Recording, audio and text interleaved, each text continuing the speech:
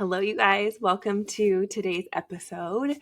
It is going to be all about how I made the decision to separate from my husband. I get this question so often from women in my inbox. I've had one man reach out to me, but mostly women who are like, how did you know? Like, how did you know it was time to call it quits? How did you know it was time to separate? Just how did you know? And I think the biggest thing for me, I was just doing a podcast episode and it was just like, listen to the heart whisper. Like, listen to that whisper that's within your heart that's telling you, like, you probably, and here's the thing, you may already know the answer, but you're not ready to make the choice. And for me, I knew within me, and I'm going to take you guys through, just so you know how it'll go. I'm going to take you through kind of like my thought process and the things that led to us deciding to split. And then some questions that you can ask yourself to reflect and figure out what makes sense for you. Because for me, it's like once I knew, and I was just hoping for a different answer. I was hoping for things to change. I was hoping for it to be different than it was. And I didn't want it to be true. Like, I didn't want to have to face the fact that that was the thing I was going to have to do. I always imagined my family in my life. I was like, I never had kids or got married assuming there was going to be a divorce. But when I say that, actually, there was this weird dream I had a long time ago where it was like both of us standing in front of a dresser, and I didn't recognize the dresser in my dream, and I didn't even know if it was him. I don't even think me and Daniel were together yet. And I had this dream where I was like, that's so weird. This is like us deciding to get divorced. But it was so calm.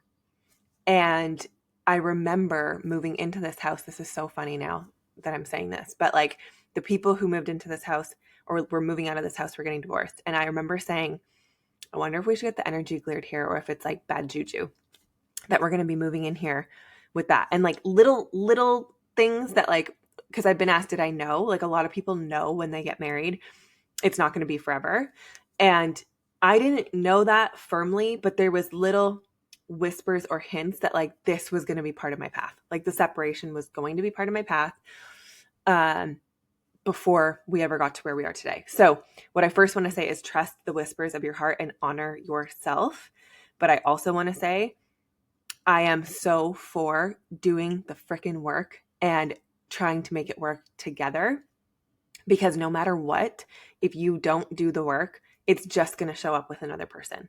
So every single relationship is a reflection and a mirror for the things that we're going through or the things that we need to work through, whether that's relationship stuff with our parents. It could be things that we had gone through with our mom, with our dad, things that we need to work through, relationship stuff from old relationships. Like, if you haven't worked through those things, they are going to show up in your life. Like, in the future, they're going to show up in your life in relationship. And so if there's things like, if you two have love for each other, like, like when you reflect back to how your relationship first was, let's say before kids, before all the stuff, and you're like, no, we loved each other, you can get back there with work.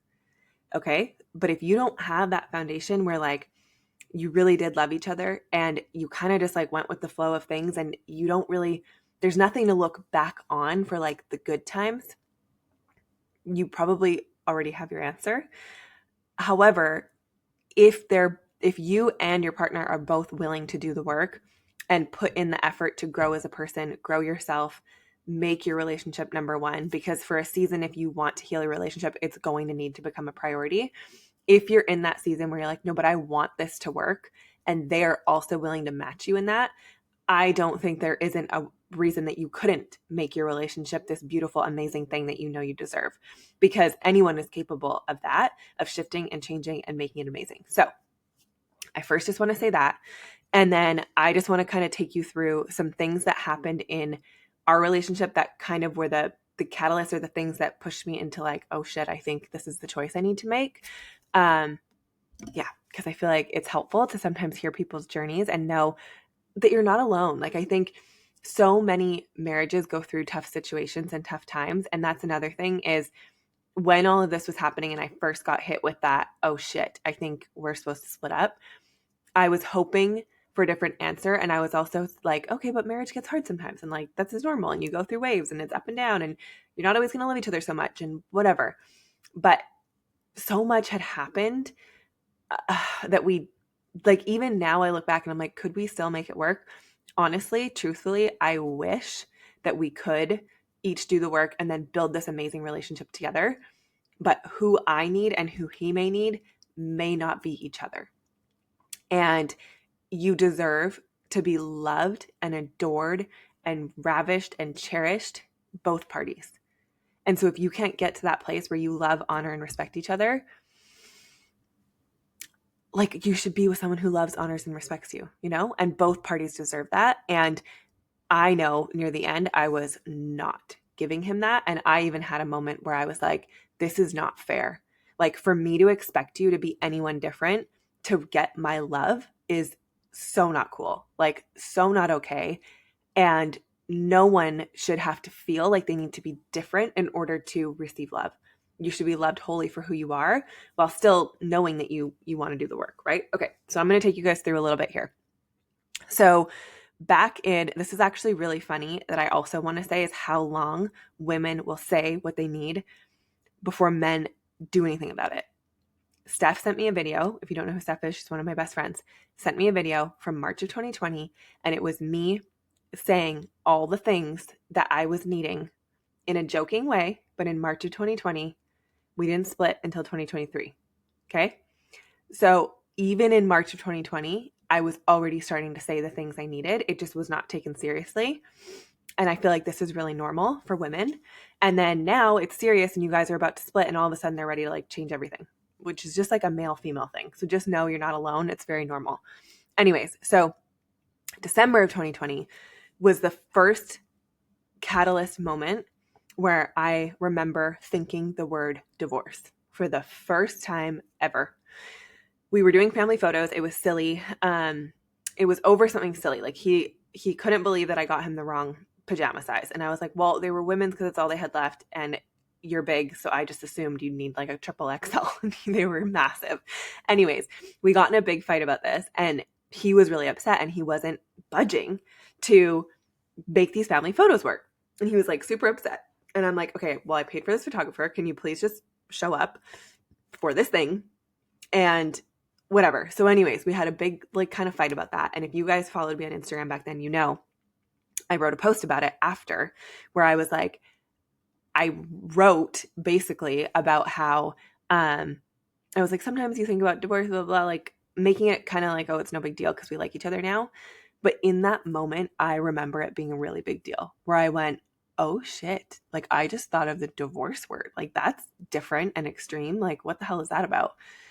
And it was like in my mind, like I always talk about sacred rage too, where I'm like, I think as women, we do have that, but it was like divorce, like this, blah, like deep, dark feeling. Anyways, that was December of 2020. Okay. We ended up moving to California in March of 2021. And then April-ish of 2021, I remember I call them wandering eyes. Okay. Where I was in a room one time, and this is where, again, I noticed it was what really woke me up to, oh shit, something is wrong. Because I noticed we were in a room. I don't know where we were. I was with my friends and I was scanning and I was like, oh my God, wait, what the hell? Like, who am I looking for? Why am I scanning the room right now? This is really weird because when I'm fully committed in a relationship, that doesn't happen. I'm not scanning a room, seeing who's around, looking for a guy. I'm not doing that. So when that first happened, I went, this is, uh-oh. Like there's some shit that you have not faced that is going on in your relationship, because if you were fully happy, committed, and things were good, you would not be scanning a room right now. And that's the moment that I realized like, okay, something's kind of going on here. But I was so afraid to say it out loud that I didn't talk about it with Daniel. I didn't talk about it with my friends. Maybe I would have told one of my friends. But honestly, at this point, I was just like, okay, that was really weird. I don't know if that kind of like can show up in marriages. Like, I don't know what that is. But hopefully it just goes away. And because it shocked me, because I was like, okay, anytime this has happened in a past relationship, it meant I was fully checked out and done. And like this relationship was about to end. So for me, I'm like, but this can't end because I'm married and I have kids and I can't just leave like I did in the other ones. So that was really difficult for me. Then time went on and this one podcast I listened to was basically, it was talking about soul contracts. And I remember hearing it and going, I was in my closet. I will never forget it. And I was sitting on the floor, putting away clothes or something. And I went, oh shit, our soul contract is up. And if you don't know what soul contracts are, that might not be super powerful. But to me, that was like a transformative, pivotal moment where I went, oh my gosh, like I think this could just mean like we're at the end. Like there's nothing left to know here. Like we've done everything we were supposed to do together. We've learned everything we're supposed to learn from each other. Like there's nothing left to learn here. It's time to move on. But I'm like, but people don't move on. Like once you're married forever. So how can this be a thing? And so I battled this for a long time. That was kind of my, like, these are some of the moments that made me go, okay. And I was starting to really think on it. Then there was a moment I was reading The Pattern. It's an app that you can download. I don't know if it's like astrology or what, it kind of goes off. Anyways, I don't know where I learned about this a long time ago, but it's called The Pattern. So I downloaded this app, and on one of the days it said something. I was flipping through, and this is the moment that I had my first like massive breakdown about this realization. It said something like, for you to have the love and family you've always dreamed of, you're going to have to give up what you think it means to have the picture perfect family. Something like that. And I remember falling to the floor, bawling my eyes out, because you know when you're hit with truth, like there's no denying the truth of the truth, that it's just like it hits you through your whole body. And I knew in that moment, I was like, oh my gosh, like I don't want to have to give up this picture perfect family. And as messed up as it is, I think parts of me loved the surface level of what things looked like. He's good looking. We look cute together. We have cute kids. It's really Instagrammable. We can get cute family pics. I liked those things back then. And what I found though in those years is I was craving intimacy, depth, connection, somebody to hold space for my emotions and like connect on that level. And those things were not really happening. And we had sex and everything, but sex and intimacy are different. Like you can have sex for orgasms, that's fine. Intimacy and really being seen and known and taken or ravished. If you guys have not read the book, The Way of the Superior Man, listen to it. It's all about how a man is supposed to penetrate, and he says penetrate about 10 million thousand times. But I love this book because it was the first time that I felt what I was longing for and wanting was articulated so perfectly. And this is where, again, I say if your partner is willing to do the work, there's no reason someone can't grow into that person, which honestly, all I ever wanted for him was for him to have a vision for himself, to take his power and to step into the person that he's meant to be. And this person who is meant to impact the world and do all these amazing things. And I have that big vision for my life, and I so badly wanted him to have it for his, but that's his own journey. I can't force that, and I can't make him have that. And as I realized, there was just pieces that I wasn't feeling fulfilled and needs were not being met. And I realize now too, me wanting like the protector, the security, or the safety, or for someone to ravish me and do all these things. It's like you have to find that in yourself first. And anytime you're seeking needs out of another, it's just never going to work. Like it's really difficult where I'm like, it's weird because I feel like we need more words in the English dictionary, but there's partnership and needs that need to be met, obviously, in a partnership, but not needing the person to meet them for you. Does that make sense? Where there were certain things that I'm like, there's still levels of a connection though that can matter and that you want and that you feel you deserve in your life. And we just didn't have that. We had turned into bros, like pound it dog, sup homie, like not really PDA-ish, not very affectionate, not very loving, caring, adoring, and we cared about each other. Like we love each other and we get along great. Like we don't have big fights and whatever, but truly like we were like friends. And I remember this moment, there's so many different moments, but where one of my other friends, she was like, this is so crazy. Like if me and my husband talked to each other like this, like it would never happen or something. And I was like, wait, what? Like, what's the big deal?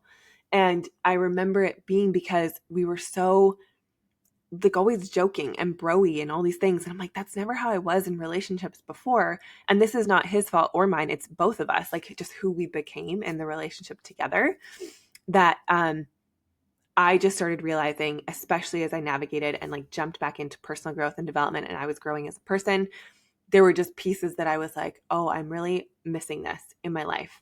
And that depth of communication, like just things that I was like, I can have really meaningful conversations with friends and that's great. But like the person I'm spending my life with as a partner, I want that to be the most sacred and connected relationship and the most intimate relationship in my life. And that is so important to me.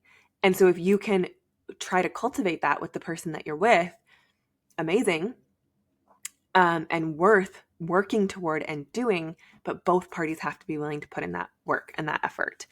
So in 2022, this is when there's a moment that this is what I was crying about on the last one before freaking didn't record, where I was saying, I remember like this is still 2021 summer. Okay.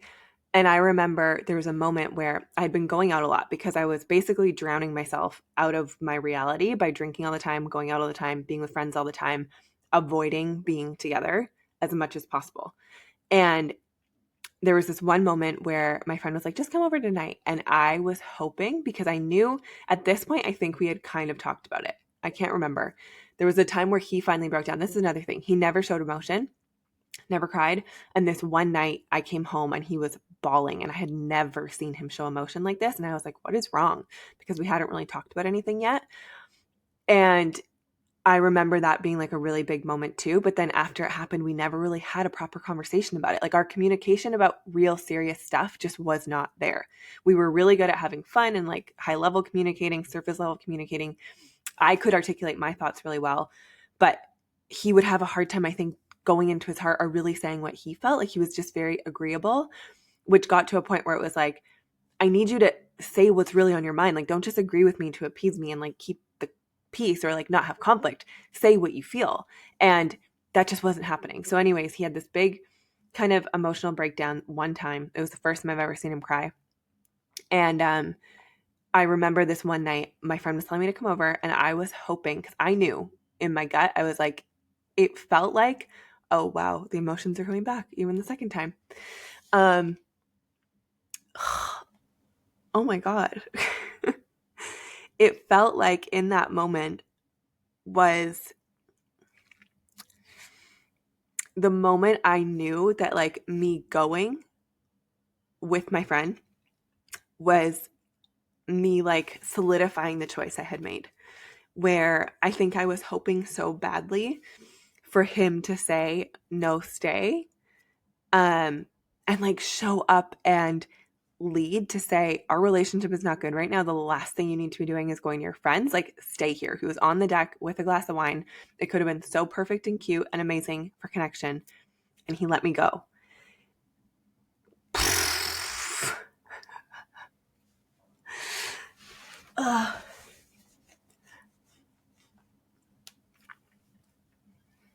Reel it in. He let me go. And I remember thinking like, wow, okay, because I think I wanted him to fight for it. And I think he knew at that moment too, allowing me to leave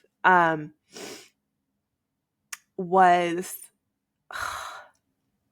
just like almost solidifying just where we were in our relationship. And I so badly wanted him to show up and lead in that moment and say, no, we need to work on our marriage. This is more important. I want you to stay home tonight. I want to connect. You've been going out. And not to be like controlled. It was just, I gave him the option. I said, are you sure? Like, are you sure you don't want me to stay? And he was like, no, you're good. Go. And I knew inside he did want me to stay. He did want to connect. He missed me. But he didn't say any of that. Oh my God.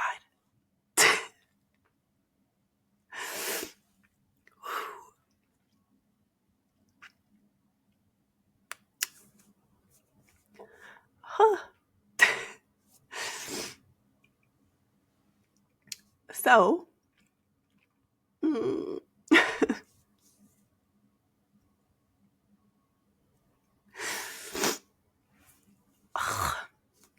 I didn't think this was going to happen the second time recording this thing.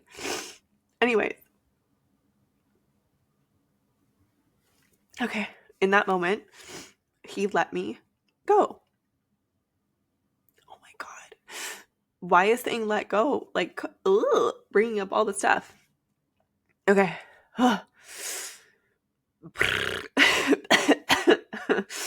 Okay, anyways.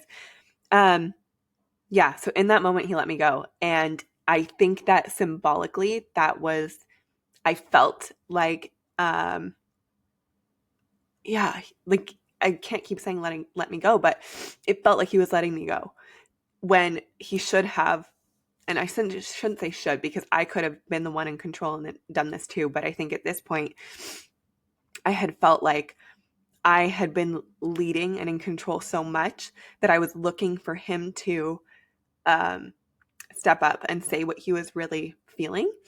And so because he said, no, go ahead, no big deal, I left. And it was not like it was nothing. I just went to my friends for a sleepover. But in that moment, it didn't feel right. Like it was like, I'm supposed to be home with you tonight. And I just wanted him to say, oh my God, I need to just get off of this and move on. But I wanted him to just say what he felt. And he couldn't do that. Or maybe he didn't want to feel like he was saying, I don't know, putting his needs. I don't know. Anyways, so that moment happened. That was summer of 2021. And then we ended up leaving and going home in September-ish. And it just felt different. And I think I knew my answer. Like all of these things happened while I was in California the first time. And I think I knew my answer, but I was hoping for a different result. I was hoping if we changed and went home, like things would start to shift, like things would start to change. And yeah, I just hoped it would be different. So we came home, 2022 happened, and we moved to California. And it was very much survival mode at that point when I got home, because it was just like things were happening and I was getting a house and I was doing this and I was doing that, blah, blah, blah.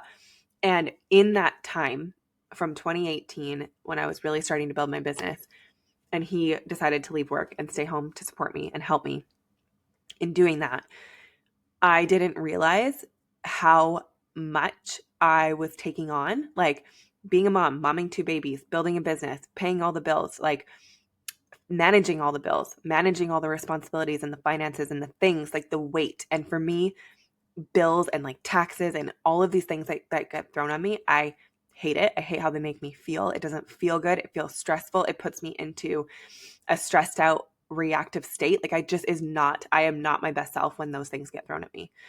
And I'm great. Like I love building my business and doing the things in the business, but that kind of shit is not fun. The paperwork of buying a house and reading the things and all the crap that went into buying a house in the States was an absolute shit show, which was probably a really good sign. I probably shouldn't have done it because I fought it because I wanted it so bad. But anyways, all of that led to me being in a place where I was full of so much resentment because I wanted him to be able to step up and start taking, like, for me, I think I just was hoping he could see how stressed out I was, that he would step up and be like, let me handle that for you. Let me do this for you. But we didn't have that level of communication then. And I didn't even know in the beginning to be able to say, like, I need you to do these things for me. I hate it. We're a partnership here. I need you to figure out how to do this stuff for me because I don't want to do it. And in 2022, we started kind of delegating little bits of things, but it was too late for me that I couldn't even really appreciate it. Like I was full of so much resentment and such a loss of respect because I took on the full masculine providing role. And as a female, whether you realize this or not, that is not meant to be our role forever. It will lead to burnout. You will get exhausted. You will become resentful. You will lose respect for them. You start to feel like a mothering figure. And who can have an intimate, in-depth connection with a man when you feel like you're their mother? You can't. And all of that stuff starts to get lost. The passion starts to get lost. All of it is impacted. And just like it's everything I know now, I did not know then. I didn't know that taking on that role, that it would lead to this. I didn't know. And so in 2022, we just kind of were living, but apart. Like we were living together, but apart. I was so cold. I was so checked out. I was so cold. I was doing therapy and doing all the things, and I was encouraging him to do the same. And I was like, what if you just like read the same books as me and we can try to rebuild this and like get back on the same path so we can at least meet each other in the same place. And it just wasn't happening. And that was all of 2022. And I remember my therapist asking me one day, she said, okay, it's been a year. It doesn't matter. And this is the thing. You can be in a position right now where you are not ready to make a choice. You could know what you feel and not be ready to make a definitive choice, decision, or have an answer. And I had to say, instead of saying, I don't know, I had to be like, no, I do know. I know how I feel and I'm not ready to make a choice. That's it. That relieved so much from me of the fact that I was like, there was just too much to think about. Like, where are we going to live? Do we have to move home? What's he going to do? How are we going to separate? How are we going to live in two homes? Where are the two homes going to be? How are the finances going to work? What about the kids? Like, I was so worried about the kids. So worried, because so often you're like, stay together for the kids. Where I'm like, no, because me staying together for the kids, they were seeing a loveless relationship. And I was like, they are getting older to the point where they're going to learn foundational skills about love and relationships. And this is not what I want them to learn. Because what I realized for me was I was reliving what I watched my parents do. And I've never seen them be loving. I don't know why they're together. Even to this day, I'm like, you guys, what are you doing? And I was becoming the resentful one. Both my parents are amazing together. There's just a lot of stuff. And they are like, no, we're together and we love each other. I'm like, okay. But like my mom is full of resentment. And then my dad, as much as I love him and he's great, doesn't show up for her emotionally the way that he could or should when she needs it. And so, what happens? You end up reliving the same freaking loop that you watched in your childhood because it's a program. It's what you saw. And so it's what you allow yourself to receive. And vice versa, right? Like in regards to him and his family, maybe he was reliving that. I don't really know exactly. But for me personally, that's the only thing I can speak on is I was becoming the resentful, angry person that was cold and not loving. And it was because my needs weren't being met. My emotional needs were not being met. And so it was making me become cold and resentful and all the things. So what I'll say on that, sorry, somebody started calling me and it distracted me. What I will say on that is if you're not mindful of that, like the energy we were living in, when I think of the kids, I was like, this is not the way that I want them to see relationships. I want them to see their mom being so loved and adored that they know as boys, the person they love needs to feel loved and adored. They need to step up, be the protector role, be the one that's the leader. And it's so funny because I watch these two little boys of mine. Maddox naturally wants to protect me, wants to lead, wants to do things for me. And he's like, no, I'll grab that, mom. No, don't worry. I'm going to shut your door. Or like, I'll fight everybody if they come near you. Like he naturally has this within him. And I'm like, I never want him to lose that. And I realized because I was on a trip once, I saw my friends and they love each other so much. They were like, this shit exists, you guys. They were dancing in the kitchen, listening to music. And that, honestly, the thought of that would make me so uncomfortable. But I'm like, I know love like this exists where they actually romantically love each other. And I want that for me. I want it in my life and I want my boys to see that. And if we're not embodying that and we are not being that, then we're not really in a romantic relationship. We're in a friendship. And I don't want my boys to see that. And so as much as I'm like, yeah, stay together for the kids, but also if your energy sucks, and our energy was sucking bad, us together was not great. It was just full of animosity and like tension. And yeah, I was like, I don't want the boys to be living with this all the time. That's also not healthy or happy, right? So it's like if your relationship is turning into, because it was never really toxic, but if it's turning into something that is a little bit toxic and not very full of love, then it could be better to be separated. And for us, that's what it got to the point of. So through 2022, we kind of, nothing was changing. Like he was trying to do things, but at that point I was so done and so resentful. It didn't really matter what he was doing. Nothing was going to be good enough, I don't think. I had already kind of made up my mind. And so unfair on my part where I'm like hoping that things will be different, but I'm also not respecting him for the effort that he's putting in or honoring him for that or loving him for that. I just couldn't. The resentment was so deep. And so when we finally split, like I knew leading into the fall, okay, we're probably going to have to split. And I remember there was this moment where I could feel, though, because I had been doing the work all of that year to let down the barriers and the guards and the walls I had put around my heart. And I remember doing everything I could to break down those walls. And in November is when I remember it happening. I was getting an adjustment done and I literally, you guys, felt like I was going to die. He was pushing right here in my chest and I was like, like panicking. And I was like, no, I'm going to die. I'm going to die. Are you sure? Are you sure? Panicking. And when I finally just released, surrendered, and trusted, it opened. And I cannot explain to you how I feel like it was the last missing link to physically open my heart space and all the tension I had built around it to protect myself from old hurts and past hurts, that it was the thing that like opened me up. And after that moment, all I could feel was love. I was like, oh my God, like I love everything and I love you and I love you and I love you. And I just felt so much love for everything and myself. Like to feel my heart open like that again was unbelievable. But I still couldn't feel it for him. I was still so full of resentment regarding him. And so much else has happened in our relationship that led there. And it's like just relationship stuff, right? That we didn't know and didn't know then that would have led to where we are today. Like not dealing with conflict properly and just allowing it to get pushed aside like it didn't matter and then building up resentment and walls. Yeah. Anyway, so that was November 2022. We knew coming home, we're probably going to be separating. I just don't see anything else changing. I feel like the next step is going to have to be moving out because nothing else is shifting and changing. And that decision and that conversation was one of or the most difficult things I have ever had to say or do, because the thought of hurting someone that you love, I still love him. I still care about him. He's the father of my kids. I don't want to disrupt my kids' lives. I don't want anything to change. I don't want them to go through that pain. But it was like nothing's changing. And how much longer are we going to sit in this for? And I don't even know if I finished my thought on my therapist saying like, how long? Like you choose. But if your mind doesn't change and nothing changes, are you willing to wait a year, 2 years, 3 years? Like give yourself a deadline. And I wasn't ready to choose then.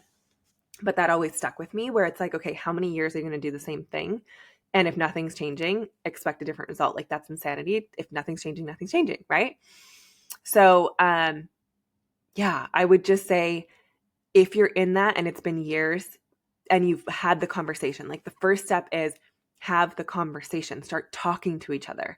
It's hard, yes, but you can say, look, I'm feeling like I want to separate. I just don't know where else to go from here. But I do love you and I do want to make this work. And these thoughts are coming up for me. And like, how can we work through this together? I want to be with you. I love you. Like if that's how you feel, but these thoughts are coming through, have that honest conversation. Because for so long, I could have talked about this stuff with him so much earlier and I didn't. I was afraid to. I just hoped that it would go away. And by me hoping it would go away and not having the true and honest, hard conversation, too much happened. And my resentment built and we weren't able to reconnect at a time where we probably could have reconnected. Does that make sense? So the first step is have that serious conversation with your partner. And then it's like, if you're both willing to work on things, start to seriously do the work. Whether that's therapy or not, I don't know how helpful I feel like that is. It is helpful for conceptualizing what's going on, but it's deeper than that. Like these are programs and beliefs and loops that you're living through based on the relationships that you've seen, based on the relationship patterns you've had, based on you as an individual. Like that's the most important thing is yes, you're in a partnership, but who you are and what you're doing as an individual in your life matters, because energetically it's like I was growing. And then we're no longer a match, because it's like for us to match, he either needs to start growing and meet me here, or I need to shrink down to meet him here. That's not going to work. So it's like the best advice I could give you right now is if you're on a personal growth journey and you have to be interested in this stuff, if you're listening to me, is start doing it together. Like even if you're listening to podcasts or reading books or doing all the things, they need to be doing it too. And if they don't care for any of this stuff and you do, you're going to have a really hard time maintaining your relationship. You just are, because you're different people. And that's okay too. Like if you're finding yourself and you're on this journey, give them space and time, obviously, to catch up. Like it's not a day thing. But if this is something, because for me, I deeply care about all of this, he didn't necessarily care that much about it. And maybe he will one day, but then he didn't. And I was giving him time and like hoping. And I'm like, why can't you just like have the vision? And again, people can be different and you can honor them and love them for their differences. But if you know that, and here's the thing, like once you read The Way of the Superior Man, it's like every man needs a vision. They need to have a vision and a mission. And if they don't have that, and a lot of our men right now do not have that, they feel lost, they don't have it, and that makes them lack purpose. And they lack purpose, they lack confidence, they lack meaningfulness, they lack feeling respected, and they lack responsibility. And without that responsibility, they can be lost. And so it's like men need that. And I think so many of us women are taking that on. Like we're becoming the vision holders and the mission drivers and like have all of this purpose, but the man needs that too. And if anything, our role best serves supporting them in that mission and that vision. And like, yes, we can be a female and yes, we can have businesses that we love and we're building, but in a male-female partnership or even any, like it could be 2 men, 2 women, there's going to be a masculine and a feminine role. We need to be following the masculine's role and we want to be led. And for me, it was like, I want to feel like I can trust you to lead. And that's the difference too. Like you can try to lead, but can I actually trust you to lead? There's a difference there. There's a mutual respect that has to be happening for a woman to feel open enough to surrender and allow her man to lead. So like that can all be great, but like when you get it, you get it. And I think most of us women, we want that, we need it. And we also like want, like I said earlier, we want to be taken. And when you read this book about the penetration part, it's so good because it's like, that's actually what we want. Like we want them to take control, to be in the lead, for us to be able to just follow them and trust them and still do our own thing and be our own person. But that's what we really want. And I started learning that that's what I wanted. And I will fully take ownership that somebody came into my life, and I'll do a whole episode about all the details on this later. But what allowed me to see that those needs were not being met for me was somebody else. And when I started having conversations and realizing, oh my gosh, wait, there's people out there that I can connect deeply with and have this emotional connection. Like I totally, and this is on me, I allowed my emotional needs to be met outside my marriage. And I think this will speak for all women though. Typically the only time that happens is when things are not, those needs have not been met for so long that when you meet someone that can give you that, you're like, oh my gosh, this is what I've been needing. And it feels like you can surrender and like a weight is taken off, because it's like I was asking for it and seeking it for so long and it just wasn't happening. So anyways, I started realizing that communication that I was hoping for and looking for, it does exist. The emotional support that I was looking for and longing for in that depth of connection of the community. And honestly, the biggest thing was the communication. I was longing for that and that depth of connection and communication. And that need started being met outside our marriage. And once that happened, I already knew where we were at and like what was going on, but it was like, I'm really grateful for that on my side, because it allowed me to see, no, this really does exist. And this is something that's very, very important to me. And it's not in my marriage right now. And I never could have articulated that well had I not experienced it and known like, no, this exists and it's out there and I need this. I'm missing it. I'm longing for it. And it's not happening in my marriage. And that was the biggest thing for me, on top of all the resentment and the things that happened. And what I'll say is on both sides, like this is super common. If you go look up affairs, cheating, all the things, it's like the reason it happens so often is because people are not having the tough conversations.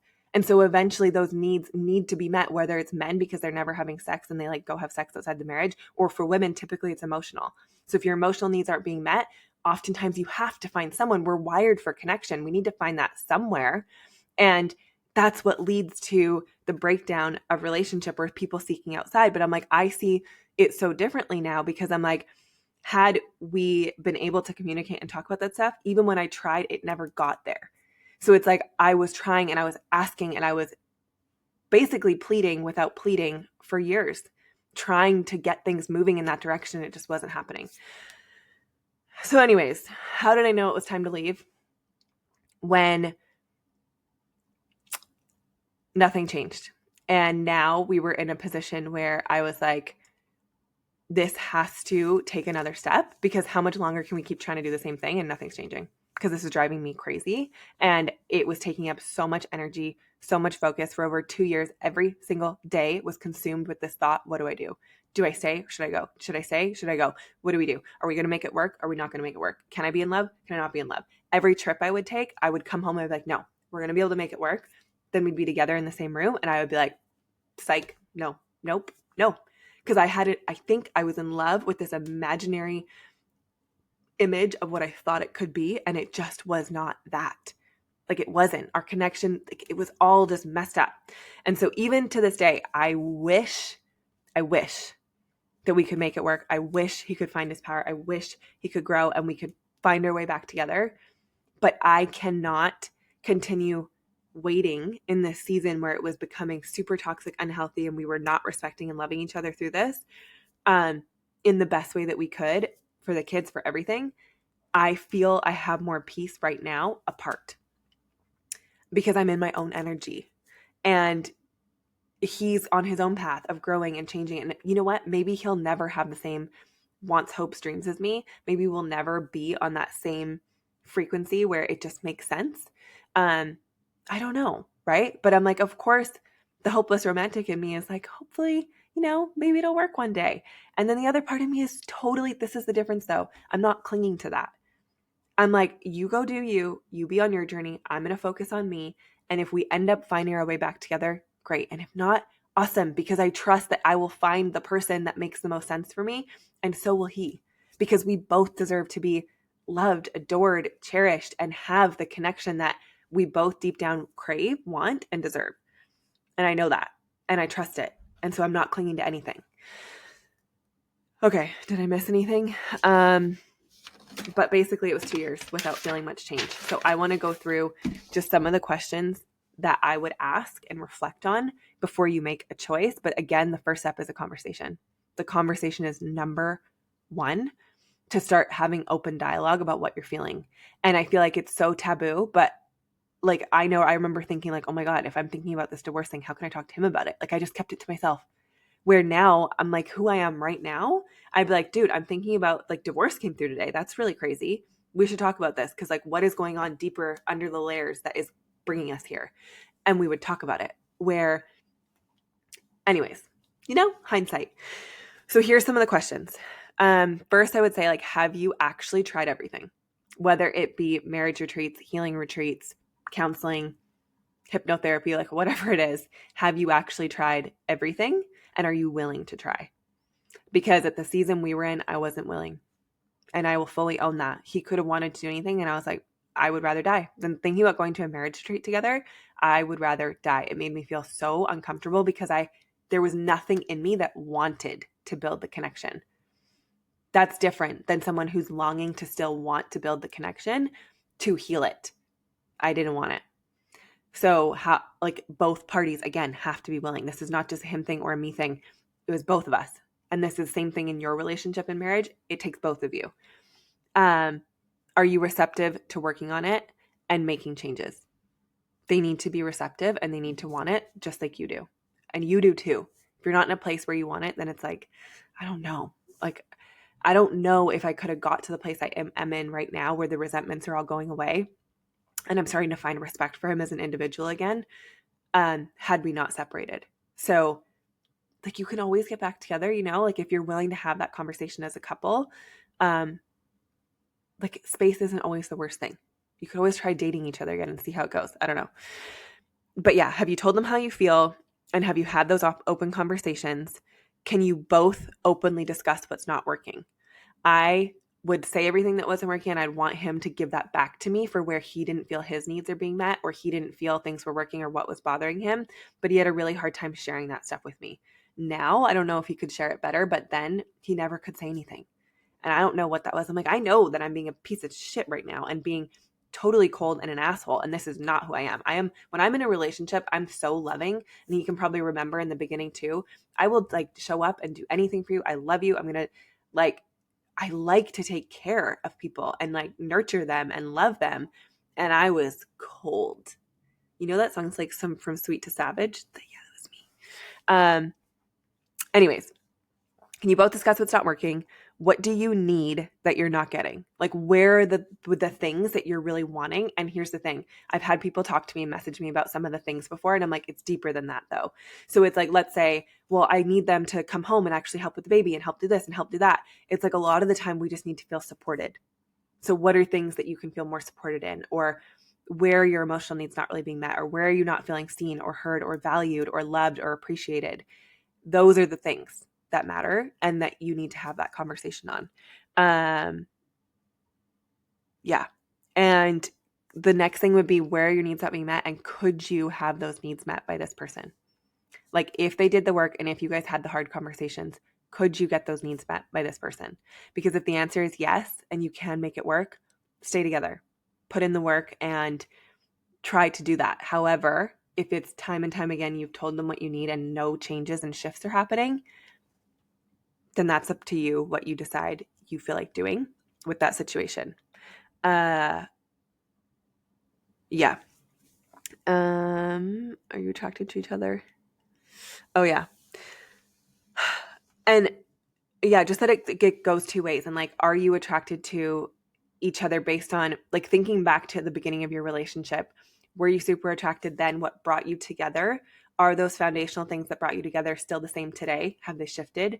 What are your vision? What are your mission? What are your values? What does a relationship look like to you? Like, for a thriving relationship, the definition of that for each of you, what is it? Do you see eye to eye on that? Can you see eye to eye on that? Because that's really important. Are you one of you growing and not the other? I already kind of talked about that, but if that's the case, you're going to grow apart. You either grow together or you grow apart.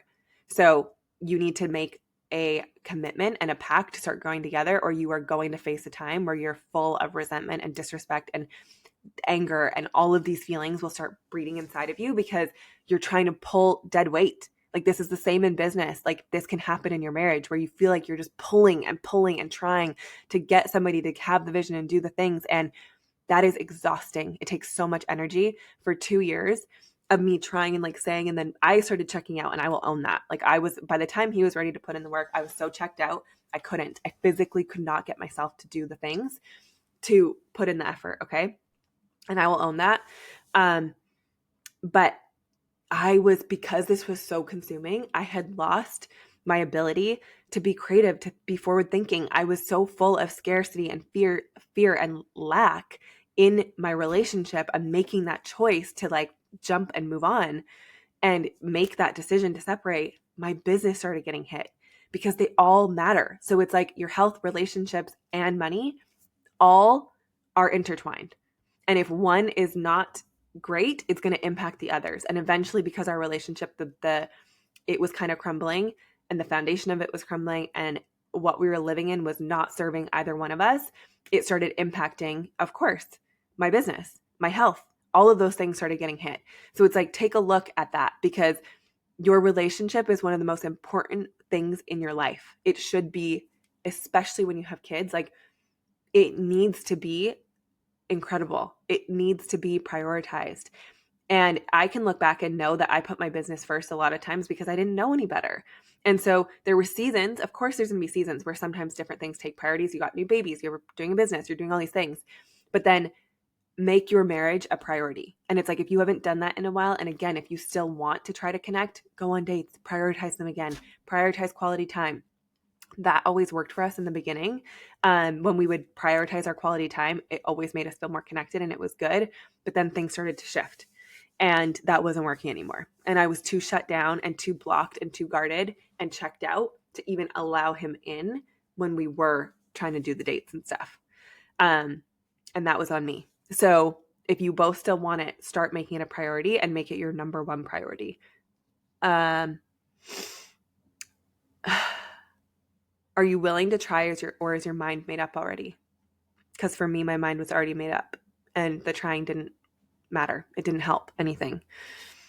So yeah, those are kind of the main questions that I would say.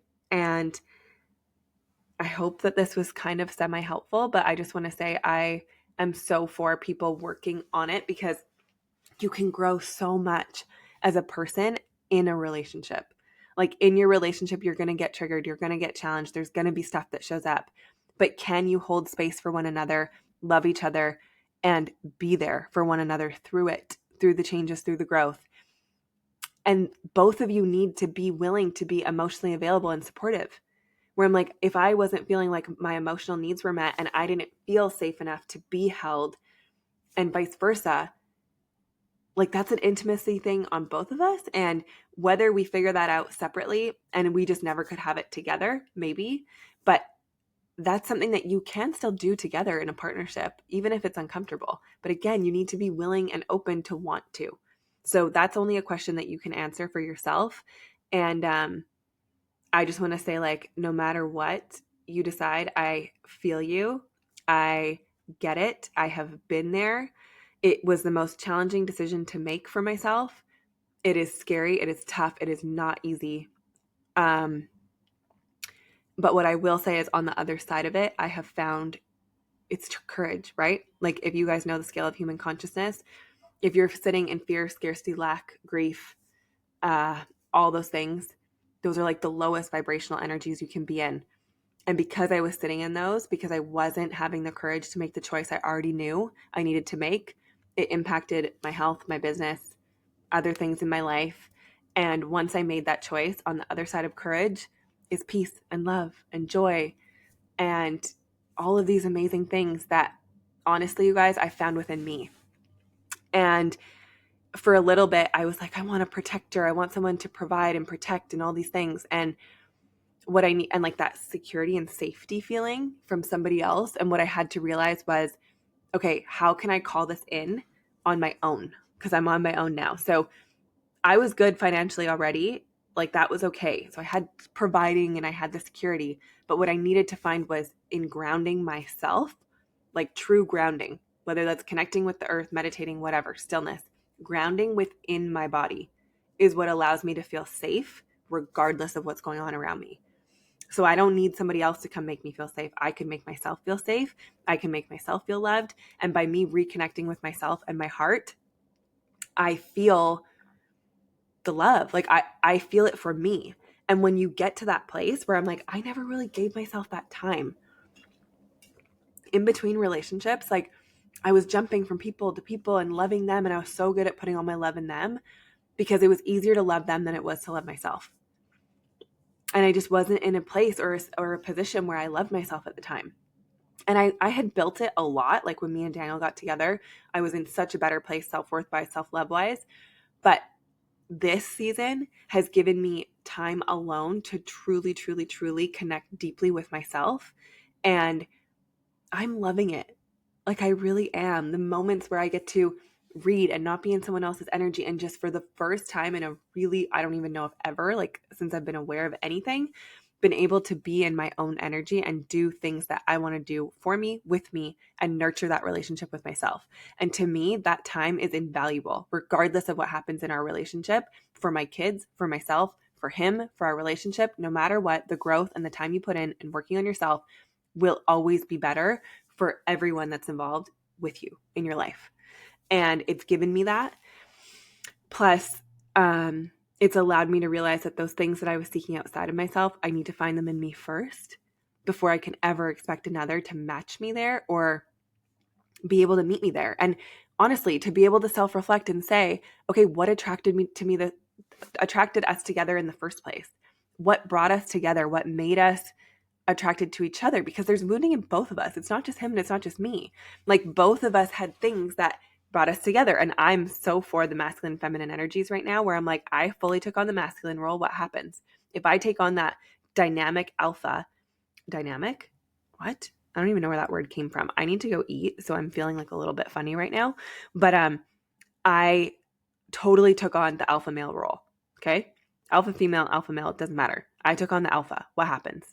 They become like the beta, really, where I'm the one that's like calling the shots and leading and doing all the things. And so he, because energy is polarity, has to fall into the other role. And there's always going to be a power struggle in every single relationship where you're figuring that out.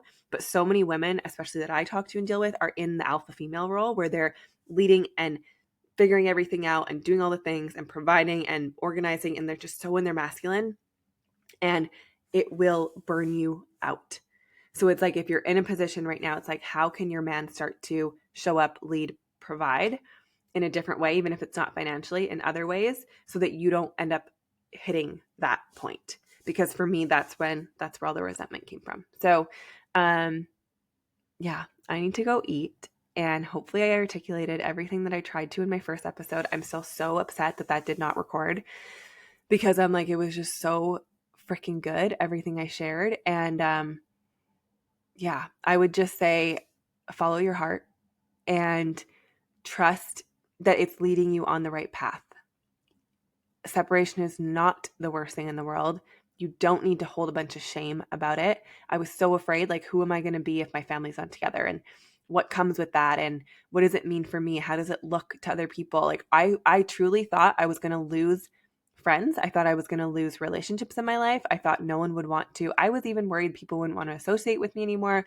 It was going to impact my business. Like, I thought it was going to destroy so many things in my life by choosing to separate. And I had to realize, like, the people in my life love me. Just like I had to realize that on my self-love journey when I tried to shrink myself and go be a bodybuilder, bikini girl, and I was like, oh, this will make people love me. No, people love you for you, not the external things. And your relationship is an external thing. It's not who you are. It's part of your life, yes, and it's a super important relationship in your life, of course, especially mom and dad. Like, that's really important, but you matter more. Your well-being, your heart, your happiness, and not just happiness, because I feel like that's fleeting emotion, right? It's like saying your sadness. It's you feeling that you're living your truth and in alignment to you. And if everything in you for years is telling you this relationship is not good for you and it's taking a toll on your health and your life, and your kids are now learning really bad habits or things because of your relationship, you need to take a look and be like, is this what I want to teach them? And if you know, especially if you're being treated like garbage, I was not. There was things we were missing in our relationship, but I was not being treated like garbage. I started treating him very coldly towards the end. I never treated him like garbage before. Like, we respect each other. We were not terrible to each other. But by the end, yeah, I was not being nice. I was just disconnected and cold. And what I would say is, if you're being abused in any way or mistreated in any way, especially if you have children, they're growing up right now witnessing this, and this is the way that they feel relationships are supposed to be. So if your partner is not willing to put in the work and they're like, oh, I don't care about any of that stuff. Oh, I don't care. It's like, okay, well, I'm serious. If this doesn't change, like, I can't be in this anymore, because you need to get to a point where you love yourself so much, you're not willing to shift a boundary or a respect level or how you deserve to be treated in order to stay in a relationship because it's the right thing to do. No, the right thing to do is to honor yourself, for one, and you deserve to be treated well. You deserve to be well loved on both sides. You both deserve to have the intimacy that you crave, the connection that you crave, the relationship that you crave, the emotional stability and openness. Like, what's the right word? Emotional, whatever. What is it? Oh my God, you guys, I'm going brain dead because I really need food. But you get what I'm saying. Like, you deserve all of that. And emotional availability. That was the word. But you deserve all of it, just like your partner does. So do a deep dive, do some journaling, reflect, ask yourself those questions, have the tough conversation. And if they're unwilling to do anything and you've tried to work through it, then it's like, eventually they're going to have to deal with that consequence, which is like them not having the relationship they could have, for one, but them also maybe not having you in their life. And it's a journey. So, like, nothing is perfect and nothing is linear, and there's no reason that you guys cannot get back together in the future if it's something that you know in your heart you want to work on. There's so many stories of people who have separated and got back together, and if you know that you do want to make this work and you're committed to making it work, then start putting in the work to make it happen. Either way, I'm sending you so much love. It is a really tough season to go through. It's challenging. It's hard. But just listen to the whispers. If you're feeling guided to stay, stay. If you're feeling guided to go, really lean into that and have those tough conversations, but honor it and just remember, no matter what, if the more you pour into you, you're always going to have you. You are always going to have you with you, regardless if you're in a relationship, if you're not, if your kids are with you, if they're not, if you're with your friends, if you're not, you're always with you. So despite what's happening in your relationship, you can't force them to do anything, but you can go deep into evolving and growing as a person, and becoming the best version of you, and knowing that that's going to trickle into your relationship, and maybe it will inspire them too. And if it doesn't, eventually give both of yourselves time. It's not an overnight thing, but just remember that, like, pour into yourself. There's nothing that can ever go wrong when you pour into you. So either way, I love you. I'm sending you so much love on your journey. It is not easy. And I hope that this was helpful. I'm really still pissed off that the first one didn't get recorded. So anyways, I love you guys, and best of luck on your journey. And I'm always here if you want to send me messages, questions, all the things. I can never say what to do. All I can say is lean in, because you know the answer. It's within here. So provide enough stillness, journal space to honor that, listen to it, and have those tough conversations. I love you guys. Bye. See you in the next episode.